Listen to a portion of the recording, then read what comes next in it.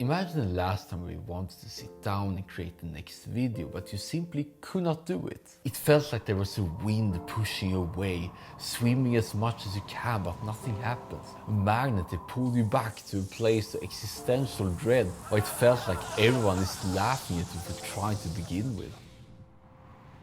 I know this feeling of procrastination so well at this point. It's like every time I want to work, I find sort of an excuse to not do it. Eat longer, watch these videos, do the easier stuff that are also productive, right? Actually, before I even sat to record this, I had this nagging voice in my head that said, let's not record, let's just continue down this watch later because it's both productive and feels productive, right? So yeah, like, why does it have to be so tough every time? But I have overcome this. I'm now making a video every single day, or at least every other day. I don't call myself procrastinator anymore, and learn to quickly see where I'm sort of off track and can quickly course correct.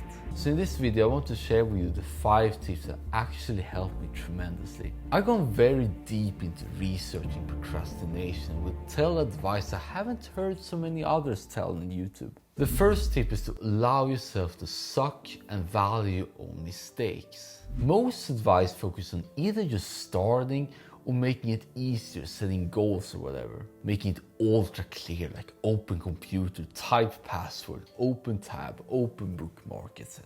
And yes, they do work, and I will come back to it later in this video, but it's not the root cause. The root cause and the root problem we are discussing here is fear. Fear of what could possibly happen, all the ways you can totally fail. Fear of this blank page, being in front of the camera when it's recorded, but just freeze and cannot say anything and feel so tense. And then you feel somewhat dead inside. Of course the contrast in this video make it overall worse and not relatable. And yes, I'm speaking from experience. You will never procrastinate fun stuff like watching YouTube, scrolling TikTok, or playing simple video games because there is no risk. It is a safe haven, this escape from this otherwise cruel reality we found ourselves in. And it feels fun at the moment until 5 hours go by and you just don't know what you're doing anymore. And to make it even worse, there is not only fear what catastrophe can happen, but also fear what you don't know, fear of the unknown. Actually, the other day I broke my phone screen at the gym and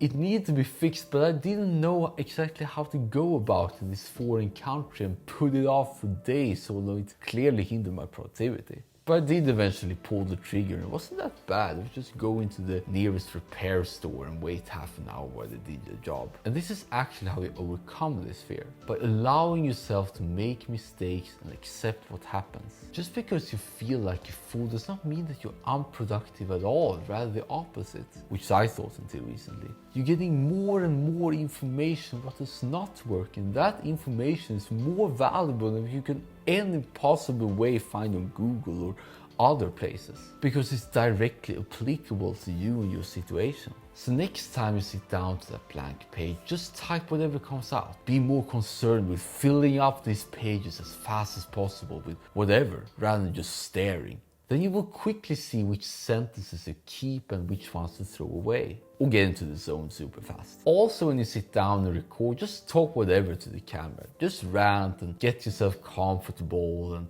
imagine this is your friend, etc. Because you can always edit later. But the worst thing about fears is that they are often invisible. Maybe you don't think that you're afraid of something, but you somewhat put it off and you don't really know why. And this is where the second tip comes in, which is loving the actual feeling of procrastination.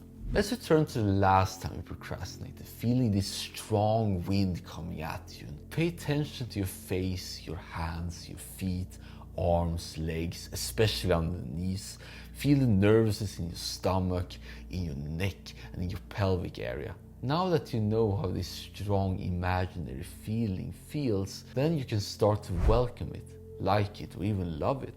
It's like an ice bath, an extremely cold place that most people don't want anything to do with. Yet there are people who want exactly that. Voluntarily submitting themselves to this feeling of knives piercing through their bodies and numbing their skin. And the ice bathing is the same. Most people don't like the feeling, but some people like it. So be like this guy. Be the one who embraces this horrible feeling of procrastination and still like it. Every time you notice yourself procrastinate, say to yourself, there is this feeling again, and here I am listening to it. Be curious, be a reporter, tries to explain for an audience, kind of like this, exactly how it feels detail for detail so you can sort of replicate that feeling for themselves. And then, that's the most important, move forward anyway. While feeling all that, feel this nauseous feeling in your chest. Also, just a quick side note, if you have become comfortable with whatever you feel all the time, then you become unstoppable. Top performers do it all the time, turning nervousness to excitement and pain to pleasure. Especially for us new creators who are a lot more in our heads than we would like to admit. Don't be afraid of what you feel, but do what you want anyway. Now let's go with actual tactics with tip number 3. Make the activity extremely easy to start.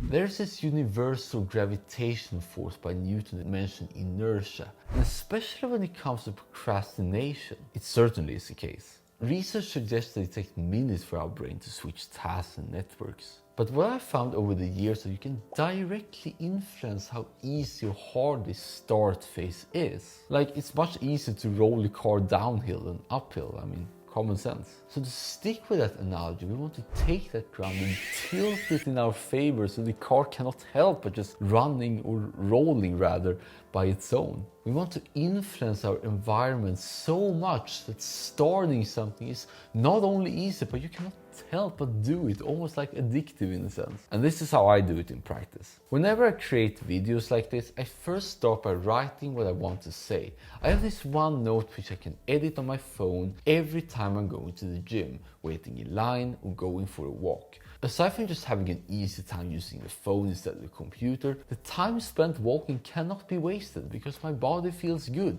I traveled to my destination and I feel clear. Nietzsche once said that you need to walk to get good ideas, and that's so true. If you want to learn more how I exactly do it with writing on the phone while walking, you can check out this video right here. Other than that, I use other methods like favorite notes, bookmarks, and status summaries to quickly start anything. I have all my commitments written down, either in my calendar or my task manager, so I not have to remember anything, but just be in the moment. Also, whenever I finish a particular session, I write down all ideas I come up with so I can quickly go back to them later. And whenever I finish with a meal, I make sure to do the dishes and prepare for the next one, so I don't have to deal with a filled sink every time. But once you've got yourself started, you want to continue making it as easy as possible, which is where the 4th tip comes in.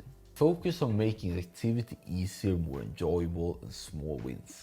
In behavior psychology, there is this golden rule that rewards reinforce behavior. So if you want to get going, you want to reward yourself all the time. Making something easier all the time, that so you can have a better next time and see progression is how you make it rewarding. And because something is easy, you gained time, you gained energy, you gained potential money from all your efforts. For me, the golden rule to make anything easy is just write down your thoughts, write down whatever you have in mind whenever you're stuck or find yourself not liking where you're in. Because you now no longer need to have it all in your head and can see your progress and roadblocks all in front of you. And this also applies to activities that aren't necessarily writing, such as editing. For a while I didn't know what markers was or what use they had on the timeline. But then I quickly realized that you can write down what you wanted for each scene by just pressing one key twice. Thus it became super easy to add B-roll later and overall reduce this mental strain of coming up with, okay, what am I going to record for this segment, etc. Other things I like to do is turn on music I really enjoy. Of course I don't necessarily need to do it, but if I have this earworm, so you keep looping again, I just, okay, now I'm going to listen to that in real life so I can sort of like get it out it that way. I'm also sitting as comfortable as I can to minimize strain. So by making what you should do easier and more enjoyable, all the other distractions are not as appealing now. The famous blogger Tim Urban once said that we have both the rational decision maker and the monkey in our heads are somewhat in constant disagreement with each other. But if the work at hand is as fun as possible, both the monkey and the rational decision maker will be drawn to it. So all we learned today, are we finally free from that procrastination curse? Well, sort of. The thing is, procrastination is not always bad. One of the most revolutionary practices in manufacturing just in time is based on the fact that you should wait as long as possible until you ship and deliver. By having this procrastination mindset, they can cut costs from having less warehouse space for the inventory, can overall optimize for when customers actually buy. Also, my favorite bestseller of all time, Anti-Fragile, Austin Nassim Taleb, also says that procrastination is a natural defense. Our body's way to filter what is really important. So in a way, we should procrastinate as much as possible to be faster in the end, also called Parkinson's law. And if we do one important activity, we're actually procrastinating on the hundreds of things we could possibly do. And it might sound confusing by now, which I understand. How I see it, that there's two kinds of procrastination. The first kind is a more strategic delay in which you realize that it might be better to put it off. But the other kind is a procrastination on the very thing we must do, the very thing that moves the needle forward, but look away because of fear. But not anymore. Now I know exactly why it happens, how to both accept all the possible negative outcomes and feel the sensation, how to start effortlessly and keep going. So next time you sit around and feel this strong wind inside you, feel it and it will pass. Then the wind will turn around, giving you the necessary push behind you to make your highest contribution. And few experiences are as powerful on this knowing that you're going to get it no matter what, without procrastination hindering you.